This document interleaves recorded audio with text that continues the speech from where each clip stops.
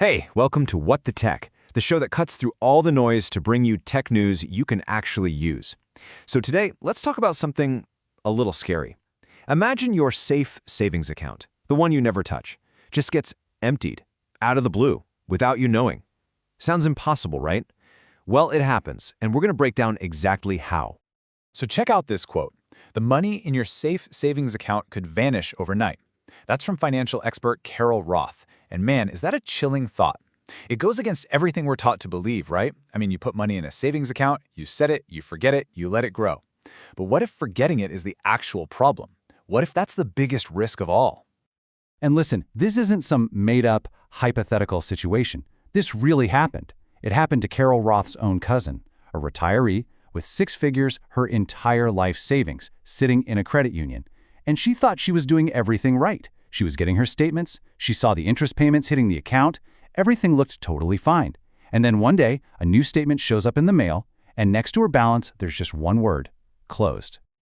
Can you even imagine that feeling? The absolute panic, your life's work, just gone. When she finally gets a hold of someone at the credit union, they tell her, oh yeah, the account was closed due to inactivity. We sent the money to the state. So, where did it actually go? That's the huge question we're digging into today. Well, the answer lies in this really obscure and frankly weird-sounding legal process. It's called Is Escheatment. I know, right? It sounds a lot like cheating, and I am sure for Carol's cousin it felt exactly like that. But believe it or not, it's a totally standard practice, and it's something we all need to get our heads around. So what the heck is it? Simply put, escheatment is the official process where a bank hands your money over to the state because they think you've abandoned the account. Now, the key thing here is the state is supposed to be just a custodian. They're holding it for you, they're not keeping it forever. But, as you're about to see, getting that money back can be an absolute bureaucratic nightmare. And what kicks this whole process off in the first place? It all comes down to one little word: dormancy. The bank flags your account as dormant if you haven't touched it for a certain amount of time. And once that flag goes up, a countdown clock starts ticking. And you might be really surprised at how short that clock is.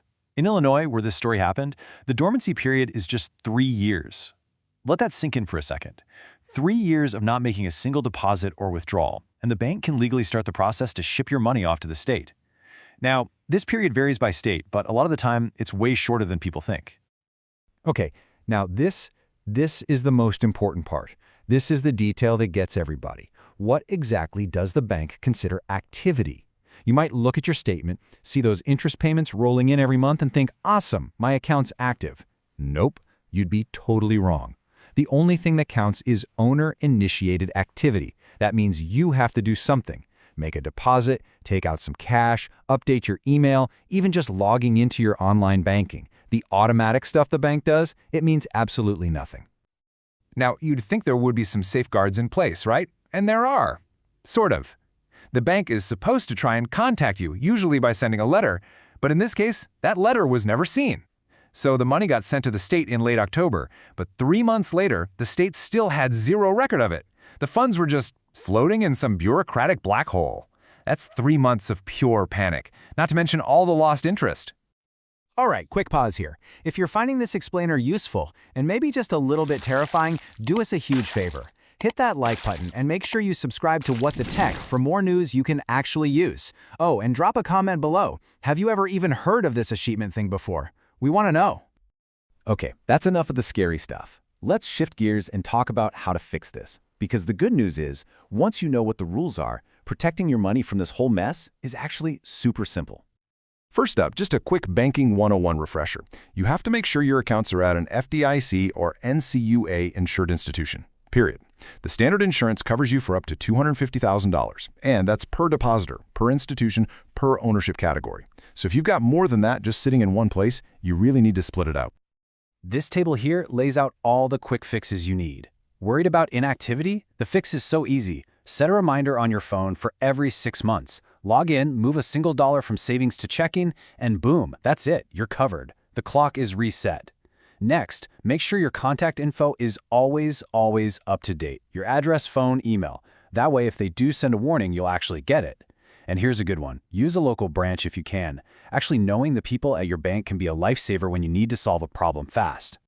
But what happens if it's already too late? What if you discover an old account has been closed and the money's just gone? Okay, first things first, don't panic.